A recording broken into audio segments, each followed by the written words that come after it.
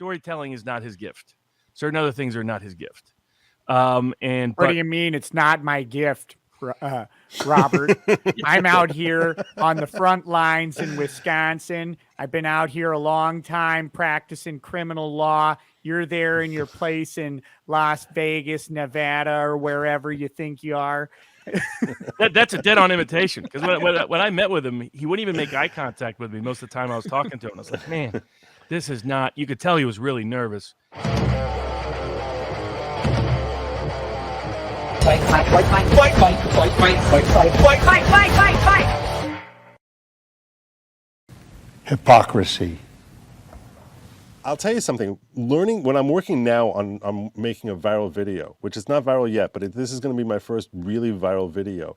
And the key to me, and welcome, Robert. The key to me, and this is a skill that I think each of us need to learn, is that you need to trim and say this sentence here, is it really vital? And if it's not, shave it out. And if it's not, shave it out, because you have such a limited attention span. We're talking to an audience where Americans in particular have such a limited attention span that you want to drill certain key points in their minds, and that's all they remember. And if you can keep it down to certainly under 5 points, 3 points, this is what it is. The pictures are worth a billion words. The pictures of the guy holding his hands up and then pulling a gun, the hand on the gun, like you're saying there, that's really what you just want. This is what the whole case is about right there. This is it. You see these pictures, game over, end of story. And if you boggle it down with other words and confuse them, then they're asleep by the time you're showing them pictures, and the pictures have lost all their effect. It's stupid.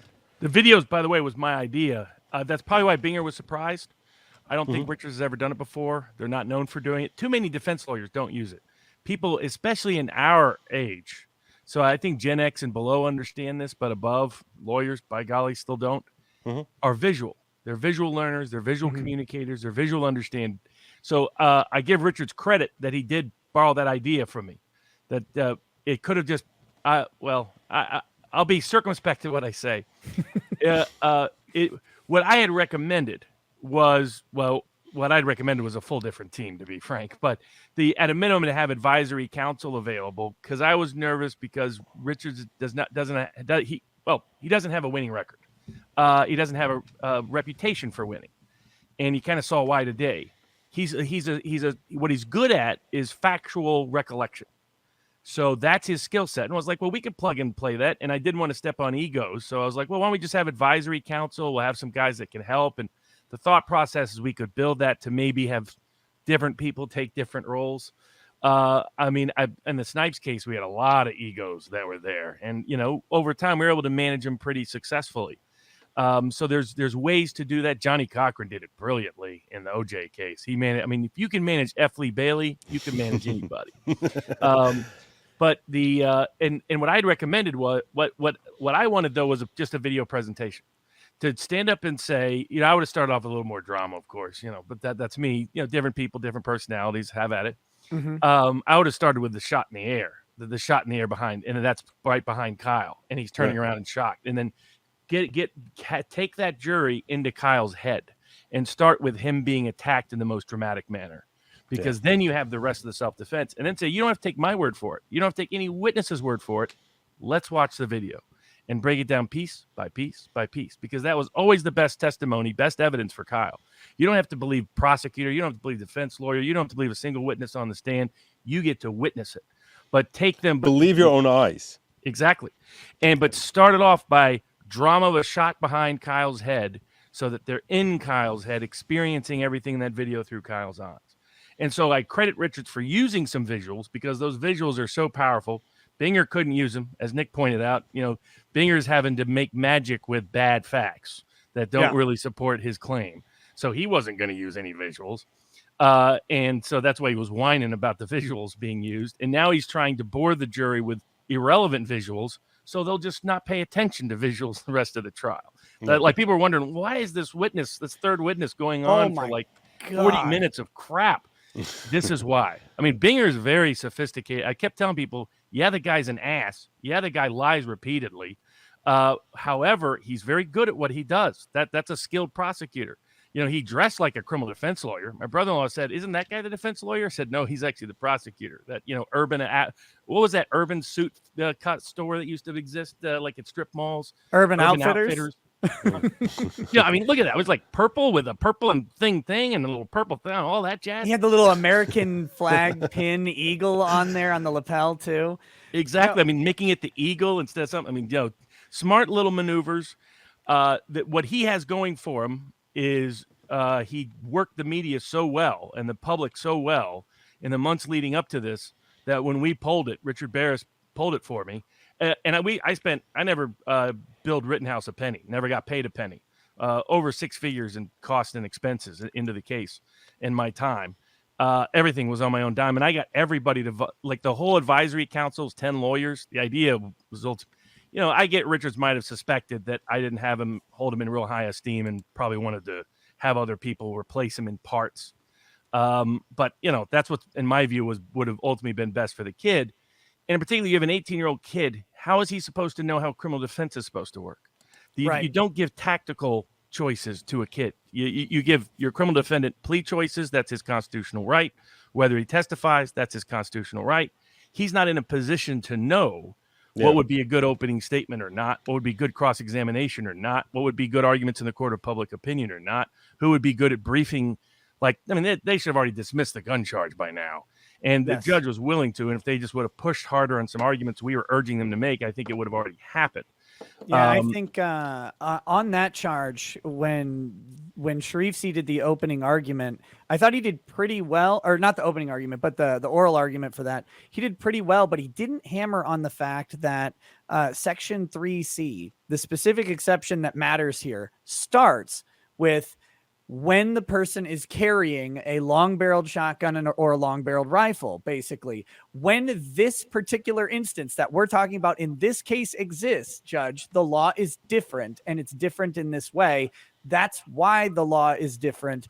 He did not hit that very well, and I thought that was a big mistake at oral argument. I don't know what's in his brief, of course, but now hopefully their supplemental brief or their motion for reconsideration, which the judge apparently had not seen yet as of this morning or yesterday morning. I don't know. Hopefully they've hit it harder in that because and they have included, I believe, the legislative history. And that's the stuff where we basically see the change in the early 90s, where it's like, we've got a gun problem, a handgun problem in the cities.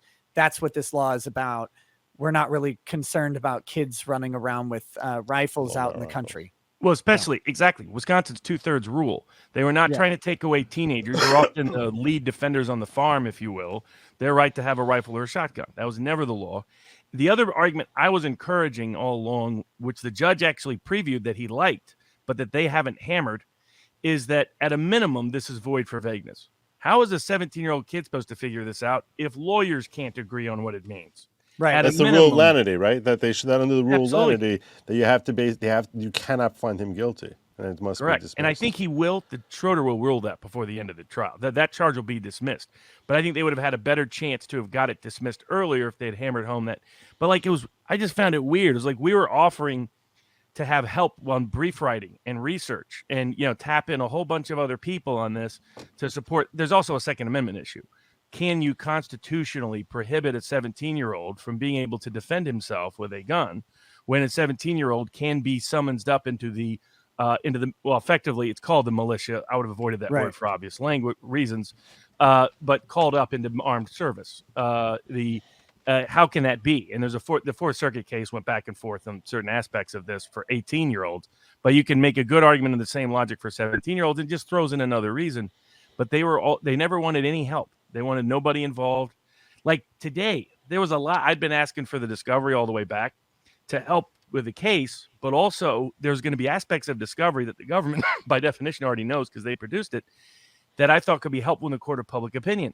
There were a bunch of things said today by the first witness, Mr. Black, that Kyle's longtime friend called him his brother, so on and so forth, that would have been very, very helpful. That we could have been putting out there for months in advance to counteract this barrage of false stories that Binger helped propagate that, of course, you don't hear any talk of all the nonsense he was, not just because of exclusions of evidence, but there was a lot of stuff that was put out that was patently false from day one.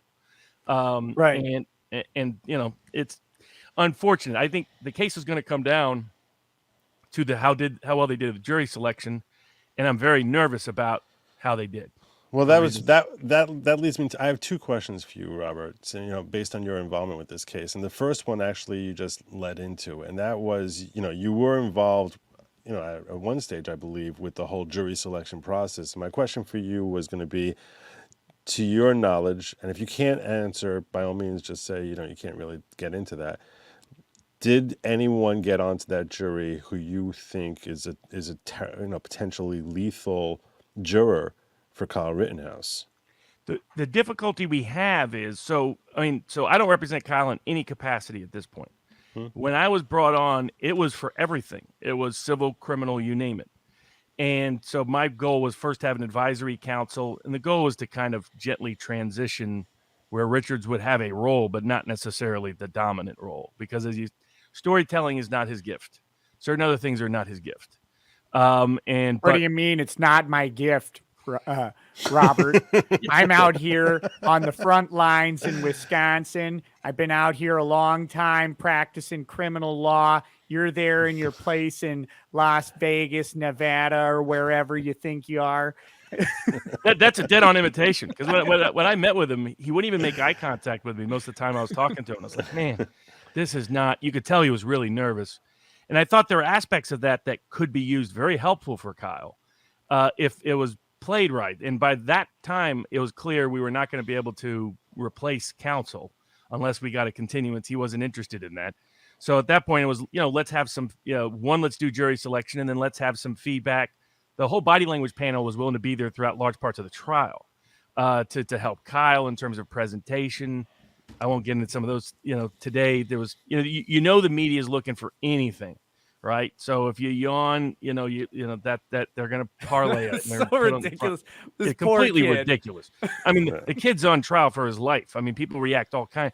But what it is what I always tell people: the more innocent you are, the more guilty they can make you look, because you're not used. Unlike a sociopath, you're not used to learning how to be on guard and on presentation every 5 seconds. Right. And so. But they're going to be. But once it was clear that was not going to happen, that our goal was to at least get that role in, and that was open. And then the second part was that we were going to do pretty much all the jury selection, but Richards would have a choice. He could ignore every piece of advice we gave or take it. So I wasn't pushing that onto him. But I knew with the team of people we had, they had the jurors' names more than a week before. So I had 3 database companies that were going to look at every single thing about these jurors. And I had a database, won't disclose the details of it, but it's a database that knows what songs you like on Spotify and how long you listen to them, that can use it to tell you what your personality is like. I mean, it's that detailed, right? We had another one that had 400 Richard Barris has over 400 data That's points. pretty much what Facebook does, right? I mean, Facebook pretty much, they know what shirts I'm shopping for. And let's just say this was connected to certain, it might have had some other origins, but it was designed to basically mine all of the aspects of social media in ways that people don't understand or appreciate, that could tell you intricate things. So we would have known everything about the 150 summons jurors before they walked in. And there's usually about a third that you have little intel about. Older jurors who aren't on social media, who are political, and those ones you need to focus on if they're in the juror room. And then we were going to have 3 body language panel people in the room, plus 3 others that are experienced with jury selection, including myself. That we're just going to be watching the ones that we don't have intel or information about, and certain questions. The questions they asked tell me they didn't do the data review. I know they didn't use it because, as soon as I raised questions about some fundraising issues, all of a sudden me and everybody was fired, couldn't get anywhere near it. We're gone, we're out. And I was like, okay, you can dump me, whatever, I don't care. Let's at least use these people. They volunteered their time, volunteered their services because they believe in Kyle's innocence, or because they are interested in working with me. Even if I'm out, they'll still do it. They've set aside time. It's like, no, nobody can be there. Not a single person. It's like, that's the weirdest darn thing. And then I hear them asking questions. Like, one of the things you can get with data research is whether or not they're a gun owner. What you can get with data research, whether or not they support the Second Amendment. Have they ever donated to the NRA or any other gun supporting agency? Have they ever said anything about it on Facebook, Twitter, YouTube, comment, you name it? Do they like certain movies? I mean, there's ways you can have really refined information about people if you have 4 or 5 days in advance. The fact that they were asking jurors those questions, because that isn't information you'd want to give Binger for free, right? You want to know that before you walk in so that you know it. He doesn't, because he was not doing that. He believes a random jury convicts Kyle on something. That's what he believes. And the polling data that we had suggested that was true. A random jury is either a mistrial jury or a split verdict. And that's so, to my knowledge, what they got was all I can know is from what I watched, because I was out before it was done. So I never got to see any of the jurors' names, only could hear their answers from the court proceedings. Mm-hmm. And I was wondering, would they ask any of the 17 questions we had identified as risk points? And would they ask questions that they could have got the answers to from data points? They asked the questions that they should have had answers from the data points, and they didn't ask hardly any of the 17 questions we identified as risk points. Can you give me an example of the risk point type of question? Yeah, I don't want to go into too much detail on that because I think there's a high risk of a high chance of a mistrial here. That's what the most normal, from my review of the polling data, that would be a random jury will give you a mistrial more often than it will give you a split verdict. Wow. Then convictions next and acquittals after that. In terms of probability, they had 64 jurors in. They struck 30 for cause. That's a pretty high cause strike rate. So maybe they got rid of the bad ones. My concern was that their cause strikes were more jurors who obviously did not want to be there. Mm-hmm. I had been trying to convince Richards to tell the judge of our polling data. I mean, not obviously the detailed stuff that's helpful for us, but the overarching, they presume Kyle guilty. They don't want to sit on the jury. He didn't want to do that. And he never did. I think the judge would have allowed much broader voir dire. The judge really believed there weren't a lot of people. This was not a repeat of the Chauvin trial, that they weren't going to be that scared of any problems, that they weren't nervous about the consequences of their participation. He discovered otherwise. I mean, most of the people that were struck were people that clearly did not want to be there. Yep. And a few learned the magic words. They're like, oh, those are the magic words. And all of a sudden they came up, yeah, I think I have some. Oh, yeah, I can't. Yep, I wish I could, but sorry, Judge. That routine, they were clearly wanting off. But so I have no idea what juror he got. He likely got a random. If he got a random jury, then the other big thing with me is I believe opening statements end the case most of the time. That most of the rest of the trial is theater for people who are either believers or disbelievers. So you're trying to give them your side, something to hang their hat on, and you're trying, and the other side's doing the same. And jurors have memento memory. I'll give you an example. I once had a case went on for 8 weeks. There was one piece of evidence that I hammered so often, the judge told me to quit hammering it because it was so repetitive. At the end of the trial, I had a juror who said, who voted against me, said, I really wish I would have known this one piece of evidence. It was the piece of evidence I hammered so much the judge told me I was repeating it too much. Why? Because that juror had a bias from the get-go that was against my client's position, and consequently, they just the great movie Memento disappears. That's just the way the mind works. Yeah, and that's what Binger understands. What Binger's playing to is the way human psychology works. Like, it was fun watching on Civil Law. He's trying to figure out what's rational about this. It's not purely rational. Binger's not an analytical thinker because he knows jurors are not analytical thinkers. Right. Binger's playing to the psychology of the jury in terms of the biases it has. I knew exactly what his opening was going to be for the most part because I had talked to people who knew Binger and who had been testing this in Wisconsin independently of me or the Rittenhouse defense, law professors and others with law school classes and the rest. And he kept coming back to this core theme that was identical to Binger's theme, which means Binger's tested it with enough people to know this is what works, which is just, this was scary chaos. He's going to embrace the chaos rather than run from the chaos. Mm-hmm. And he's going to say, because of the chaos, Kyle never should have been there. That's going to be that there can't be self-defense because Kyle should have never been in the middle of the chaos. And that's what this law professor said people kept coming back with was, I can't get out of my head. And most of the people keep coming back that when we law student test this, people keep coming back with, why was a 17-year-old kid in the middle of a chaotic riot with a gun? Yep. And it's like, now we know that has no bearing on self-defense legally. And we know because somebody should have been there to protect Kenosha from a bunch of arsonists, rioters, and criminals. And that's why I would have liked a little bit more of that in there. I had proposed, like, they even stole the dinosaur from outside the Popular Museum there in Kenosha. I mean, these people were vicious. These people were vile. This was an attack on Kenosha. My thematic structure was to encourage that Kyle was Kenosha that night. He's a middle class, working class, blue collar, innocent kid. And because of that, he was attacked for the same reason Kenosha was attacked. That Kyle, it's no longer Kyle's on trial, it's Kenosha on trial. And to shift that perspective, because there's a lot of, like, one of the things we found in the jury polling, Kenosha was a better jury pool than the rest of the state. Even though they still presumed Kyle guilty, the rest of the state was worse. Why?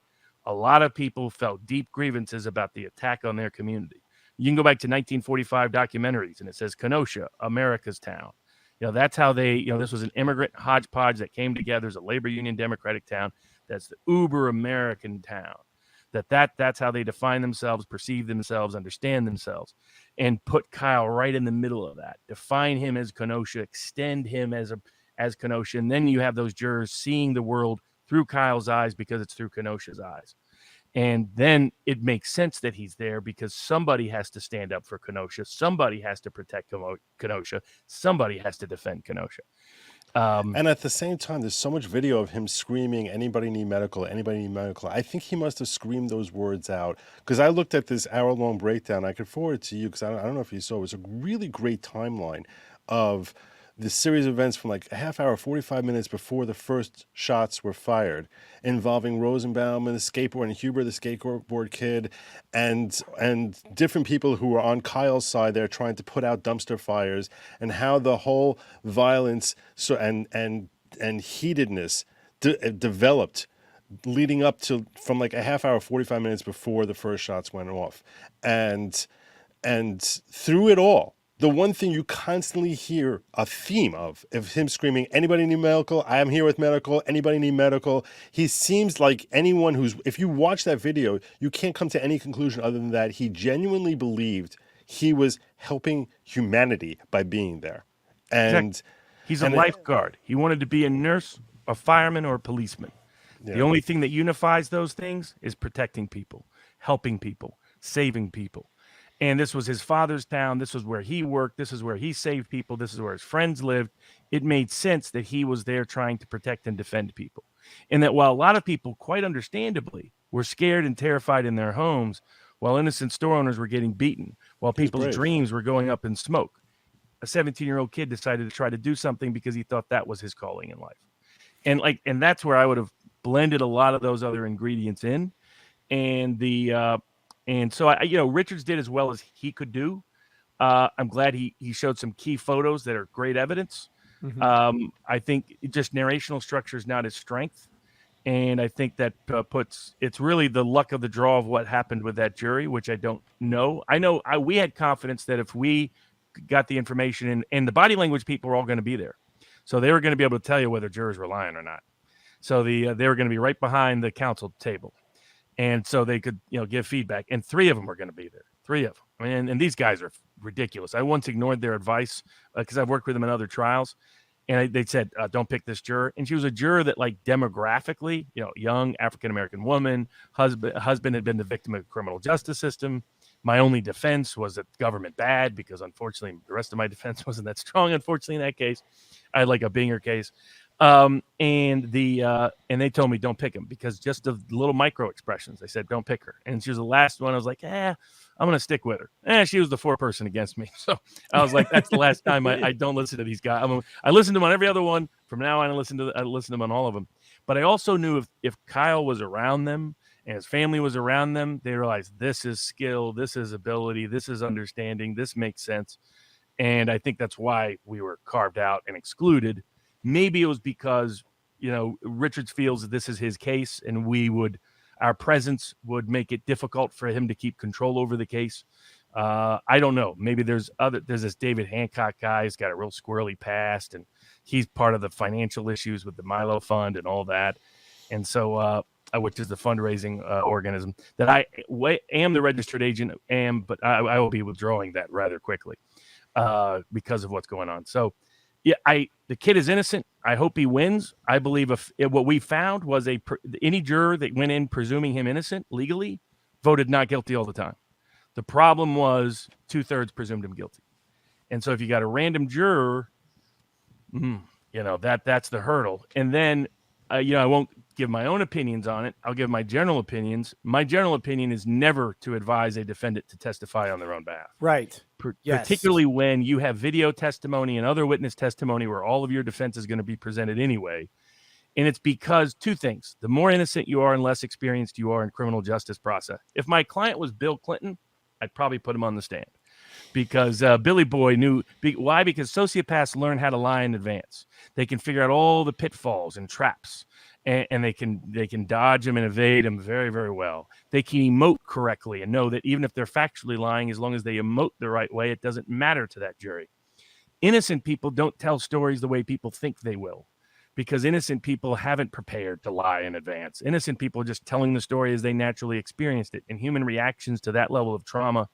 And like one of the stories that was undertold was how traumatic this was on Kyle. He spent 3 weeks in jail vomiting every single day after this.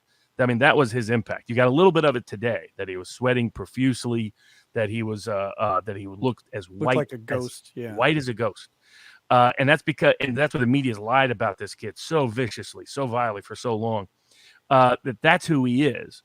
But someone who has no experience with the criminal justice process, never been through it at all, is clearly that he's so naive. He believed that when he was going in to help people, they wouldn't try to kill him for it. That's who he is. You know, he's trying to save the lives of people he doesn't know are criminal sociopaths. Some of them he knows are bad people, but he's still trying to save their lives anyway, trying to save their bodies, help them, heal them, protect them. He's idealistic. He's Kenosha at heart. And it's the same Kenosha that got betrayed by Chrysler in the mid-1980s because they believed Big Auto was going to protect them and defend them. So, you know, that's who he is as a human being. That's high risk to put someone that idealistic on the stand in a criminal case where people judge you on the craziest things. The second problem, the reason why I say in general, I've never put a criminal defendant in any of my cases on the stand.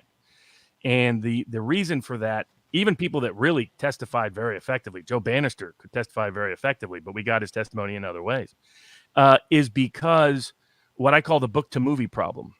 So I found this out in a lot of mock trials. The first one actually was Snipes, interestingly enough. Maybe send it over to Alec Baldwin as a reminder to keep his mouth shut. But we found in the Snipes case, all the mock jurors that wanted to acquit Snipes didn't want him to testify. All the people who wanted to convict him wanted him to testify. And then I found that in every single case after that. We went in thinking Snipes had to testify. He would have had a fascinating testimony, by the way. But it would have incorporated a lot of history, the unconstitutionality of slavery, the real history of the race laws, and so on and so forth. He was going to blend all this in. He has Native American heritage. He was going to go into that because he's much better educated and informed than people know. He had a very big library. He has some distinct, unique beliefs that not everybody shares, but they're not beliefs that are out of the sky. They're beliefs based on a lot of reading of a lot of literature and a lot of history that would surprise people in its accuracy. But it's because it's like, think about when you read a character in a book, like a Harry Potter book or any of those others, and then there's a movie version of them. 2/3 of the fans are disappointed because there's something about that, because now all of a sudden they're defined in this limited way. Yeah, right? True. Kyle just sitting there, they can project whatever traits they want on him. And if they want him not guilty, they project all of those traits on him. People who want him guilty, nothing he says will change their perspectives. They'll grab onto the things that they don't like about him.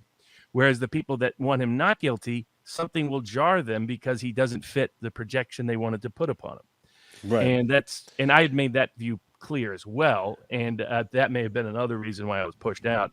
That's a great point. When you romanticize someone and you just have an image as to what their voice sounds like, and how they're what their facial tics will look like when they're talking, and you just have your image based on your own personal history or moments of people that you like and associate certain appearance of their face when they talk a certain way that you're anticipating seeing. So and now I've romanticized this hero that I don't really know.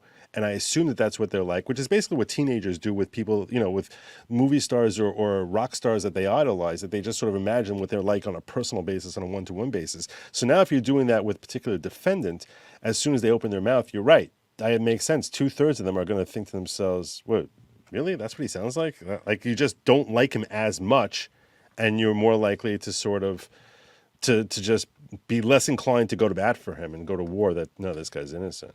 And I think what it is, the natural instinct is if you're around Kyle, you recognize how innocent he is, how sweet a kid he is, how nice a kid he is. And I think the assumption of a lot of defense lawyers is jurors will see that too. And I think in my experience, doing lots and lots of different mock trials, doing actual trials all across the country, studying other trials, doing appeals of trials that people got convicted, you find out that's just not the way it tends to work with jurors. And on a practical law level, that's less on the personal thing. I don't see what benefit there is to putting Kyle on the stand in this case. There's a ton of risk, but it's like, what are you trying to get? Are you trying to get his state of mind? You don't need to get his state of mind. The prosecution has to prove that he has a different state of mind. Let the juror project the state of mind that they would be in if they're surrounded by an angry mob. They're 17 years old and they're being chased by this weirdo who's been running around yelling, "Shoot me, N-word," right? Like this is let the jury infer the state of mind of Kyle Rittenhouse without having him actually state it, because the prosecution can't state what his state of mind is. They can only try and draw inferences from the same evidence. And in Kyle's case, it's wildly the factual scenario is wildly in his favor on state of mind. So there was that. You have Richie McGinnis. I mean, like, as Richards went through, there's other witnesses that can attest to every single fact that you need in. Right. So the other area I would have highlighted if I was doing opening response to Binger would have been two other components. Because my tendency with opening is to first start off sometimes if there's something that is a lingering risk to grab it and hammer it first and then bridge into the rest of my opening. But I think some points that would have been useful would have been one, his whole Kyle's the only guy who shot anybody that night. Yeah, Kyle's the only guy who got chased down by a mob that night.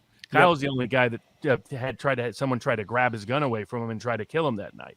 Kyle's the only guy where the crowd screaming cranium, cranium, cranium. And what does that mean? That means bash your head in. So yes, Kyle's the only one who shot anyone because Kyle was the only one they tried to kill that night. But don't be deceived. If Kyle had not defended himself that night, those people would have killed other people that night. Maybe they would have been able to run that whole dumpster of fire fuel right into the gas station and blown it up, and Lord knows how many people would have died that night. We don't know about other people who would have died that night because Kyle exercised self-defense that night. By the way, did you see, Nick, that there was video that after he had killed Rosenbaum, when he was running away, before he got knocked on the ground, that someone asked him like where he's going, he said, "I'm going to the cops," and that's before he got knocked on the ground. And then and the guy who asked him was Gage Grosskreutz. Well, yeah, and that's what makes Gage Grosskreutz like the most evil person in the world. I mean, this guy knows that the guy that Kyle's trying to turn himself in, and then he steps up to him like an idiot and tries to blow his head, and pulls a gun on him after this guy just killed two other people. It's like you gotta wonder what the hell this guy is thinking on so many different levels. Kyle wants to go to the cops. That Binger hid was that Rosenbaum grabbed his gun. The only two people who were shot and killed that night were the two people grabbing Kyle's gun. Mm-hmm. And for people who don't know, if you're grabbing somebody else's gun, legally you are considered armed. You're no longer unarmed. Right. Because you're grabbing a gun, you can cause harm with that gun, particularly if you get it, but even if you don't get it. And so everybody was armed that night that was shot. The guy with the skateboard, that's a real weapon. Right, Richards used his dramatic language about deadly cutting instrument, his head off. It's considered deadly instrument. Removing his head from his shoulders. I was like, that's a little strong. That's a strong swing of a skateboard. Yes. Yes. Binger actually he glosses it, but he does kind of mutter through that Rosenbaum seemed to be reaching for the gun. Very quickly passes just reaching that for it. I mean, what McGinnis is going to testify to is the gun goes off as he's grabbing it towards his chest, just like it happened with Hubert. And then, of course, Grosskreutz is, pulling the gun on him. His testimony is the other problem Binger has is he's got no good testimony, right? He made a mistake of slightly opening the door with Rosenbaum, and he really opened the door wide open with Hubert. He said he was a good boy. Exactly. I'd been encouraging but it's okay because maybe they're doing this in ambush. But I said, look, the other way you get in all of their records is if Binger makes the mistake of talking about them being good people. If Binger couldn't do the George Floyd routine, and there isn't the special law in Wisconsin, there is in Minnesota where you get to, say a guy's an angel and his history doesn't come in. That Minnesota statute, what the heck? But but in Wisconsin, that's not the case. And in my view, he opened the door on both of them. He opened the door with the whole hospital visit. What kind of he's bringing a hospital bag? No, he just got let out of the loony bin for trying to whack himself from his long criminal history. That's what he was doing while he was and he decided to break his bond to go visit his ex, who he'd previously assaulted. I mean, in violation of his no contact order. Exactly. He should have stayed away from all of that. And then Huber, Mr. Good Guy. How many domestic violence assaults are you consider a good guy? How much stalking do you consider a good guy? How many felonious criminals do you consider good guys? The prosecutor seems to love pedophiles and domestic violence and stalkers these days. Yeah, it's really interesting on Huber and Rosenbaum. I'm baffled by a couple things.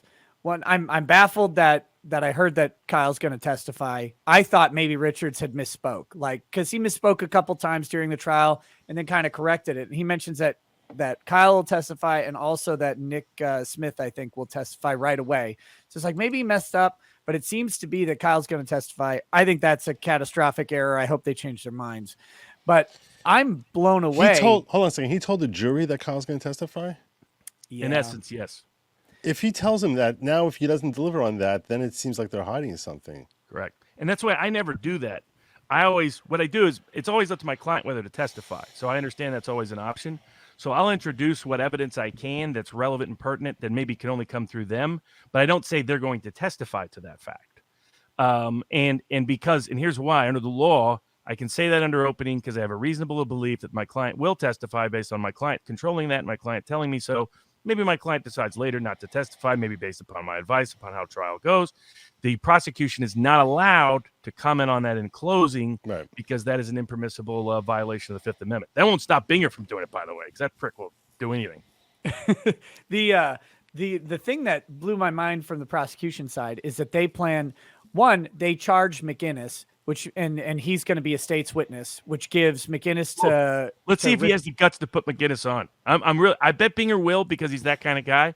But McInnes undercuts his entire case. Yeah, McInnes explains how the gun is being pulled, how these guys were chasing him, how they were crazy. He puts the whole. I hope Richards gets in.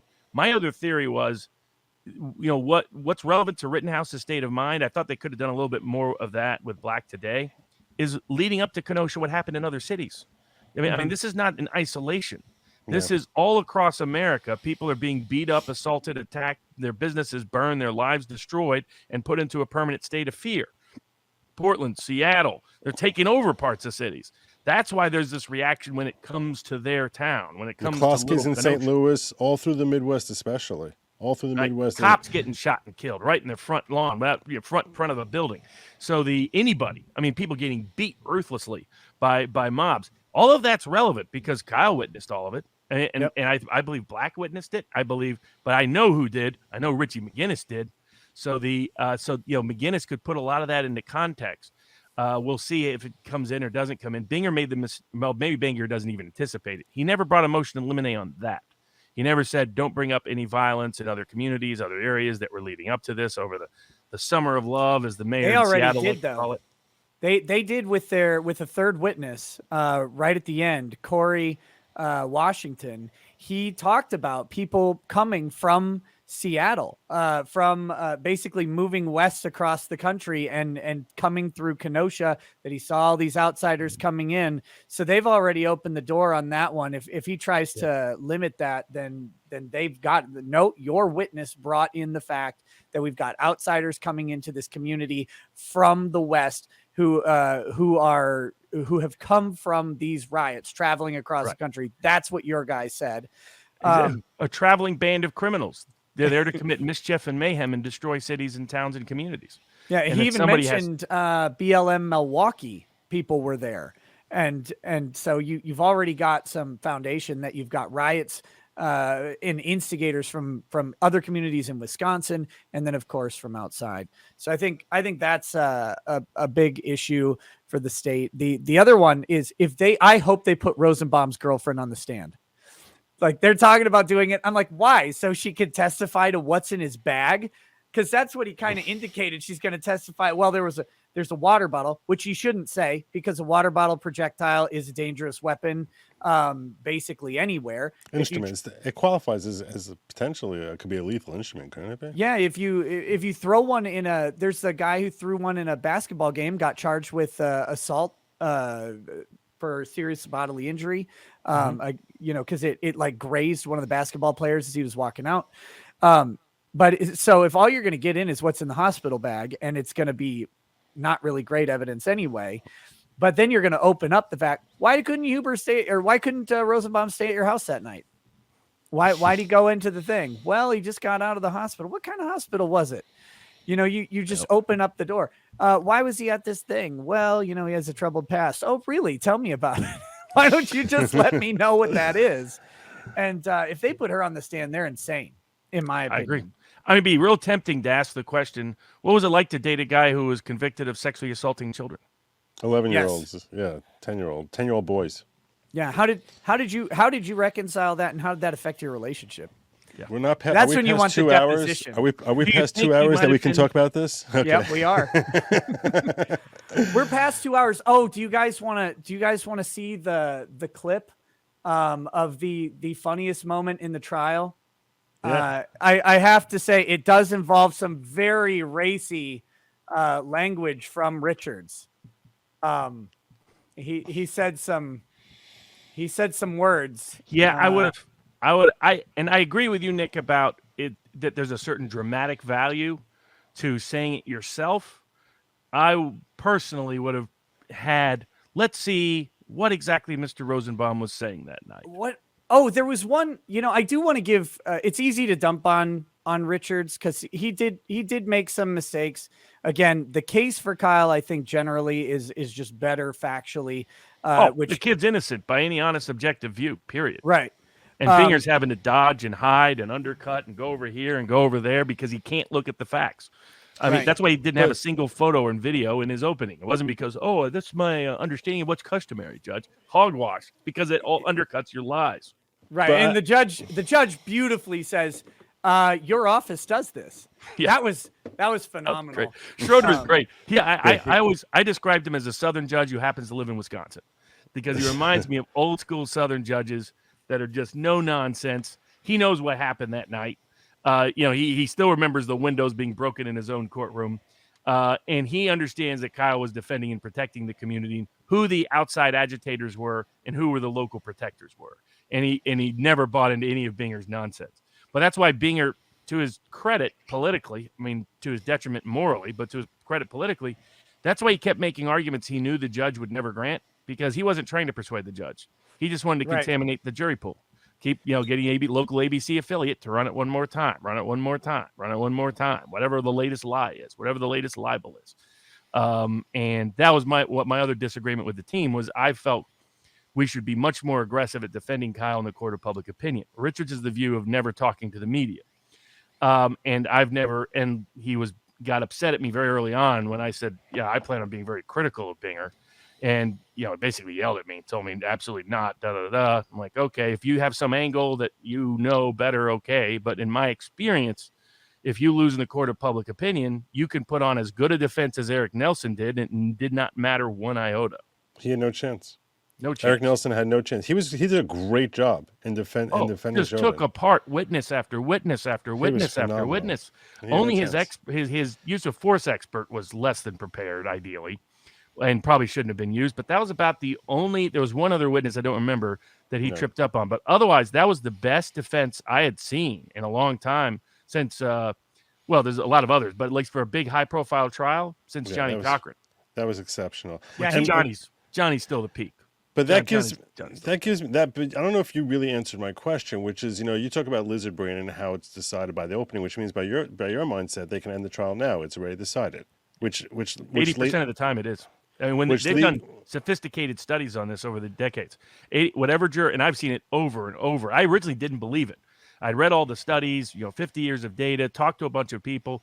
Then I did it. I've done over 100 mock juries, and whatever they decide, over 80% of the time, after I give a little opening statement, then we'll go through evidence. The rest, whatever they decide, that's it.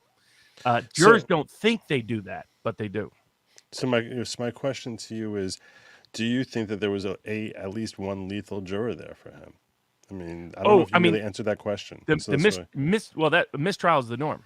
So the reason why mistrial was the norm is there are several people who feel very strongly that understand why Kyle was there that night. If several of those are on the jury, it's a guaranteed miss. Now there's several people who think who blame him for what other people did. And if you get both groups in the jury pool, and that would be your random jury in Kenosha, that's why it's a mistrial. Now, often, like what happened in my Snipes case, I had 3 jurors on there that were lied to get on the jury pool and lied in to get into the jury, and they ended up holding out and getting 3 misdemeanor convictions when 9 of the 12 jurors wanted straight acquittals. So that's how you get compromised verdicts and split verdicts, and that's why there's a risk of that. And it depends on which hits. If it's not intentional, if it's just reckless endangerment, judge has a lot of discretion with sentencing. If it's intentional, it's done for. But the problem is there's not a lot of evidentiary errors from appellate risk perspective. So actually, they were talking about that in the jury charges today. I know that I think it was Kurt and Nick were talking about it during their stream, and this is the idea as far as they were discussing the concept of reckless endangerment when someone has, in theory, perfect self-defense, and yet it still classifies as reckless endangerment. Now, I can envision something like that. I was actually commenting in the stream, and I can envision something like that, yeah, I might have a perfect defense, but if I'm using a bazooka to kill one person and there's a crowd of people behind them, so yeah, I might be fully justified. The guy's trying to kill me, but I should also recognize that if I fire this weapon off, I'm recklessly endangering a dozen people behind them. So that's not a scenario which I think plays out here. I don't think that's relevant here. The idea of having a perfect self-defense that is recklessly endangering others, because he's not using that type of weapon. So that's why I don't really understand, if indeed there is perfect self-defense, how could you possibly come to a logical conclusion that there's reckless endangerment when he's using the caliber of weapon that he's using? Because it's not a logical conclusion. Reckless endangerment is really used by a prosecutor for a jury that feels uncomfortable with what happened, but doesn't think the person had the intent to harm someone directly. So it's like a lot of jury instructions. They're moral narratives the jury superimposes. They've done tests on jurors 1 hour after they've been given a jury instruction. Recall rate of critical jury instructions less than 40%. Right. Yeah, and that jury instruction is just a mess. It specifically says they don't have a privilege of self-defense, but the jury must consider self-defense if self-defense is. It's like, okay, that to me, it's that's almost the like, one appellate issue he's got. Yeah, that one's weird. I wanted to give credit to Richards. He did fairly well on cross of Dominic Black. Yeah, he's really good with facts. That's Richard's strength. He knows facts. Like when I was sitting there talking to them, he could just drop a hat and go boom, boom, boom. This over here, boom, boom. This is the sequence here. That was, I thought, his utility. He would be good cross-examining certain key witnesses. Like all lawyers, we like to imagine we're great at everything.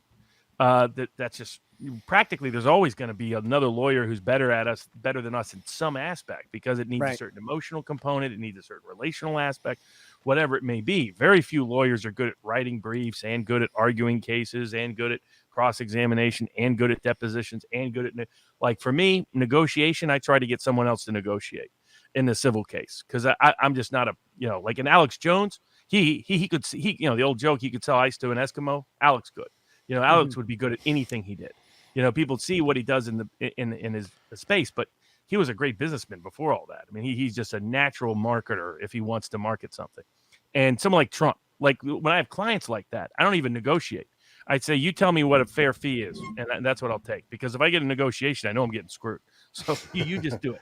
Right. So you find that you know what you know what you don't know. You find the people that are better at it than you. But Richards will do fine with the facts, and he'll do well on most cross-examinations.